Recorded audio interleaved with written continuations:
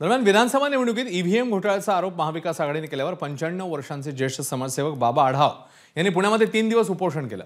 बाबा आढाव यांना पाठिंबा देण्यासाठी अनेक नेते त्यांच्या भेटीकरता पोहोचले। आज सकाळी शरद पवारांनी त्यांची भेट घेतली, दुपारी अजित पवार आणि त्यानंतर उद्धव ठाकरेंनी देखील आढाव यांची भेट घेतली। यावेळी त्यांच्यासोबत संजय राऊत आणि राष्ट्रवादी शरद पवार पक्षाचे प्रदेशाध्यक्ष जयंत पाटील उपस्थित होते। यावेळी सर्वांनीच बाबा आढाव यांना आपलं आंदोलन मागे घेण्याची विनंती केली। उद्धव ठाकरेंनी तर त्यांच्याकडे हट्ट देखील केला। मग उद्धव ठाकरेंनी बाबा आढाव यांना पाणी पाजून त्यांचं उपोषण सोडवलेलं आहे। हा आत्मक्लेश आपल्या एकट्या व्यक्तीचा नाही, हा आत्मक्लेश आपल्या देशाचा आहे। आणि जर बाबांसारखे अनुभवी तपस्वी माणसं त्यांना हे सगळं पटत नाही, एवढ्या वर्षांचा सगळा त्यांचा एकूण कारकिर्दीचा अनुभव बघितल्यानंतर असं कधीच घडलेलं नाही असा माणूस जेव्हा सांगतो तेव्हा आपण पुढे जाणार आहोत की नाही।